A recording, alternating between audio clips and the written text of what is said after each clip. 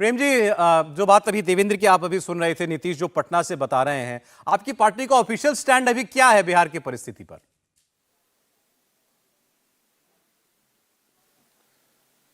देखिए, देवेंद्र जी राजनीतिक संपादक हैं, राजनीति उनकी समझ बहुत बेहतर है। जी। उनकी राजनीति की समझ को आत्मसात करने का मैं भी प्रयास कर रहा हूं और भारतीय जनता पार्टी परिस्थितियों पर नजर रखे हुए है। जिस तरह की बिहार में परिस्थितियां हैं, जिस तरह पर्चियां फट रही हैं, पर्चियों को फटते हुए देख रहे हैं हम लोग भी कि पर्चियां कहां तक फटती हैं।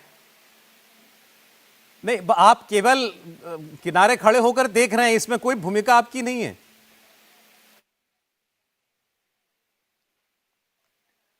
देखिए, किनारे खड़े होकर देखने वाले की भूमिका होती है ना, देखना कम भूमिका है। जी। देवेंद्र, जो प्रेम शुक्ला जी बता रहे हैं, इतनी भूमिका है बस इनकी?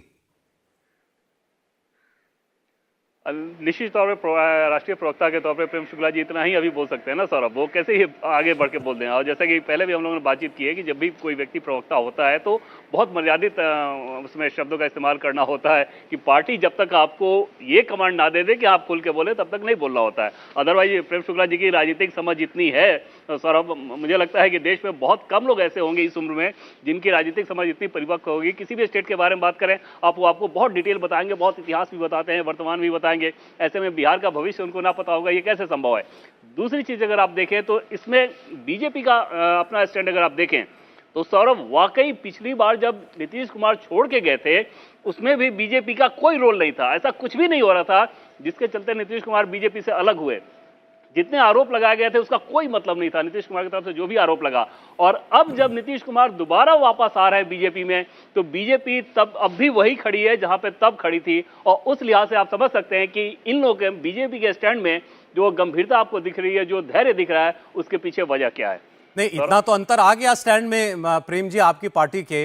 अमित शाह जी का सार्वजनिक मंच से स्टेटमेंट था अप्रैल 2023 में कि मैं स्पष्ट कर देना चाहता हूं नीतीश कुमार जी के लिए हमारी पार्टी के दरवाजे हमेशा के लिए बंद हो गए।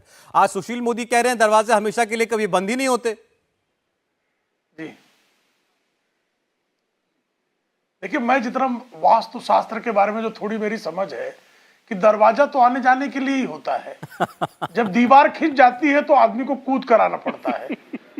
तो मेरी जो वास्तुशास्त्र की समझ है, दरवाजे बंद होते हैं खुलने के लिए, खुलते हैं बंद होने के लिए। और नीतीश कुमार कूद कर आना चाह रहे हैं, उसमें आपको आपत्ति नहीं है? देखिए, अभी दीवार तो खिंची नहीं है। अच्छा, ये भी बड़ी बात है। आपने कहा कि ऐसी कोई दीवार नहीं है जिसको लांघना पड़ेगा, और दरवाजा है तो खुलेगा भी और बंद भी होगा। मुझे लगता है कि काफी कुछ तो प्रेम जी जो है वो स्पष्ट कर ही रहे हैं।